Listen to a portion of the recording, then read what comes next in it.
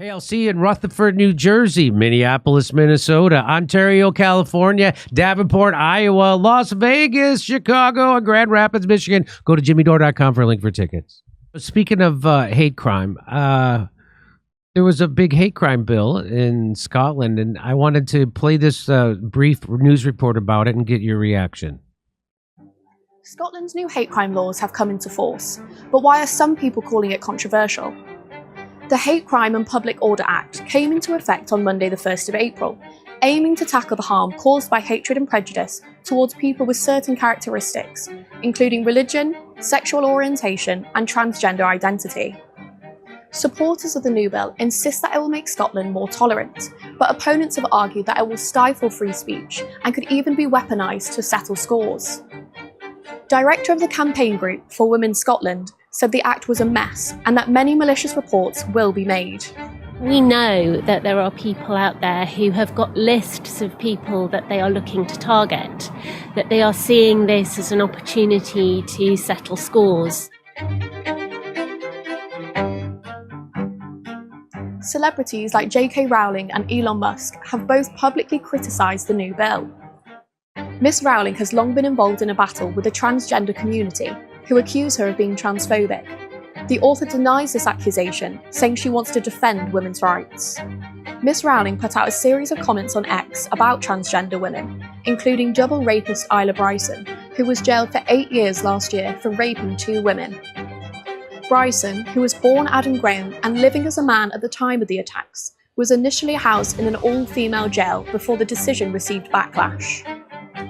J.K. Rowling has dared police to arrest her after criticising the new hate crime laws. Prime Minister Rishi Sunak has also defended J.K. Rowling, saying people should not be criminalised for stating simple facts on biology. We're not going to do anything like that here in England. We should not be criminalising people saying common sense things about biological sex. Clearly that isn't right. We have a proud tradition of free speech, and I think it just shows, whether it's the SNP or the Labour, these are the wrong set of priorities for the country. I'm focused on delivering on the things that really matter.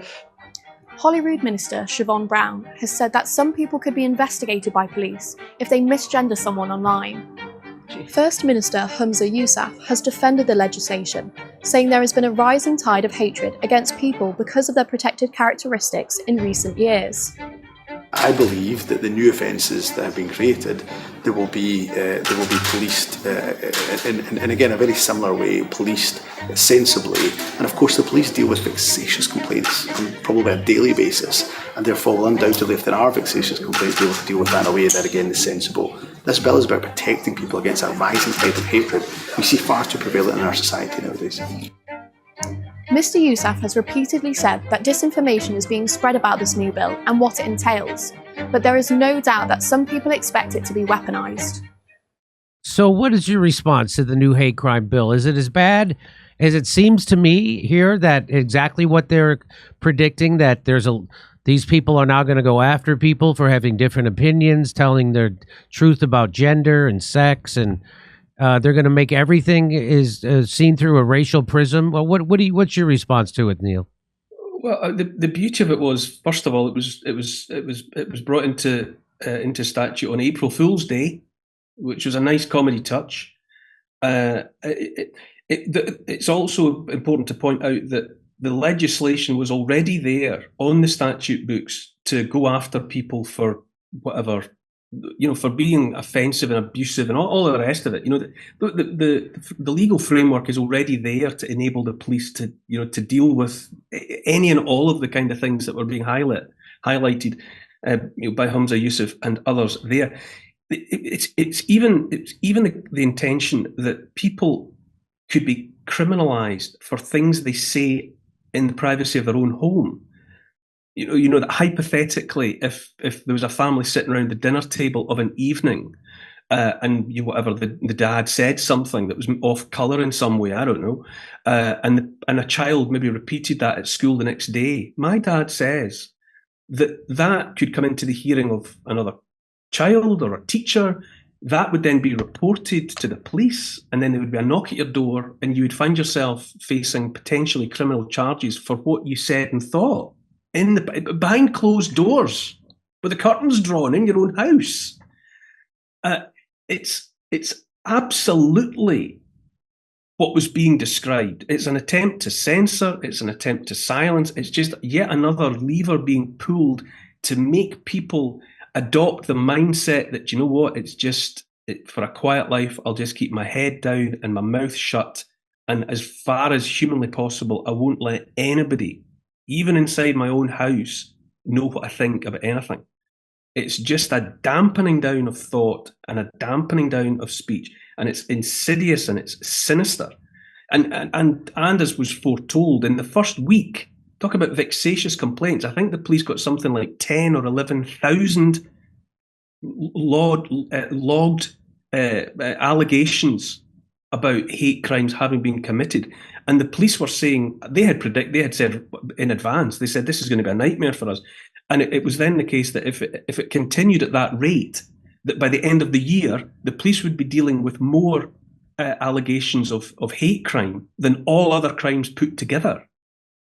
Everything that was warned by the legal community, by the police, by all sorts of free speech advocates and all of the rest of it, organisations dedicated to ensuring that people are free to go about their business without being pestered by the police every minute of the day.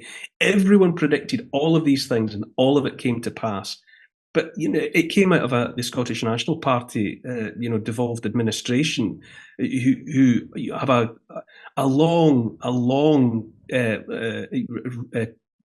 record of bringing in hopeless, ill thought out, vague, amateurish legislation. I mean, that is a political party travelling in a clown car, and by now the clown car just pulls up and the doors fall off and the wheels fall off and the horn goes wah wah. I mean, they're just not to be taken seriously in any way. Well, it seems to me that this hate crime thing, it's just another attempt to control people, and exactly what you described, make people afraid to speak up. And in the United States, they got rid of habeas corpus, right? So now you don't have a right to a speedy trial or even to know what your charges are, like you're supposed to. If they say you're a terrorist, right? And so the definition of terrorist is expanded, right? So now if you are protesting against an oil pipeline, you can be called an eco terrorist, right? If you are spreading misinformation online, you could be called a cyber terrorist. So now just another way so these hate crimes, to me, it seems like just another way to make people afraid, another way to control that. And if someone gets out of line and stands up against the establishment can say, you're guilty of a hate crime, you're a racist, you're a phobe of some kind, and that's illegal, and you're a criminal. That's what it seems like to me. It's a climate of fear. It's this climate of fear. And again, I mean, it's cliched now to say it, but it's Orwellian.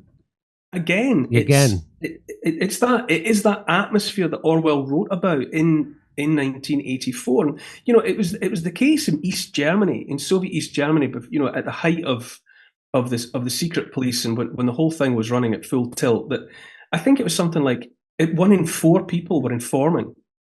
1 in 4. Wow. Which meant that it had to have been an informer in every family. Yeah. Informing on the family as well as anybody else. That was the pitch that it had to reach. Before the whole thing eventually, fell down under its own ridiculous overburden and weight. But they're trying to inculcate this climate of fear and uncertainty. Imagine trying to, in Scotland, which made such a fuss about freedom and Braveheart, William Wallace, and all of the rest of it, and yet the very administration that campaigned for independence for Scotland and that tried to claim the heritage of William Wallace as being what it stood for, wanting to generate an atmosphere where people were afraid to say what they thought in the privacy of their own homes, and that just by declaring your opposition to something, you became some kind of, as you say, some sort of domestic terrorist. People discriminate. It's in human nature to discriminate. You pick a partner for life. A lot of people do. That's the ultimate act of discrimination. You're saying, I pick this person and I like them better than all the others. I like that one person better than the other 8 billion. I mean, if that's a discriminatory behaviour, And why shouldn't people be able to state their opinion about what they like and what they don't like? That is in the nature of being human and alive. Well, that's what freedom of speech, people has to constantly learn the lesson of what free speech is. You need protection for the speech that people find offensive and outrageous. You don't need protection for speech that everyone agrees with. That's the whole point of free speech, that you get to be offensive, you get to be wrong. It's got to the point now where if I had to make a binary choice between the kind of future that we're being herded towards or an alternative where anybody could say anything, however offensive, however foul, however, whatever, however explicit, anything, I would have to opt to live in that world. And part of the experience of going through the last several years for me is I live with name calling all the time. My timeline on social media and all of the rest of it, I'm called every name under the sun, and I don't do a thing about it. And I hadn't even realised that, and I don't intend to do anything about it. But I get hate crime committed against me more times than I could count. Sometimes multiples in a single day, and it's just water off a duck's back now. And I think, well, yeah, so what? Call me any name you like. I really, I've got better things to do with my time. Well, that's the scary thing is that they are going to criminalize people for telling the truth, just like they did during COVID, right? Just like they do to people who tell the truth about Ukraine war. If you told the truth about COVID on social media, you got censored. And I have to always remind people that you never get in trouble for lying, right? Not real trouble. I mean, look, the reason why Julian Assange is in a prison isn't because he lied. It's because he told the truth. Same thing with Edward Snowden. He can't come back to the United States, not for lying, but for telling the truth. But in the United States, if you lie, like if the people who pushed the Russiagate hoax, which is a complete hoax and was the dumbest conspiracy theory I've ever seen, but people believed it, and the people who pushed it at the top of their lungs get rewarded with $35 million contracts, and the people who told the truth about it and tell the truth about Ukraine and tell the truth about COVID, like Tucker Carlson, they get fired. He didn't get fired for lying. He got fired for telling the truth.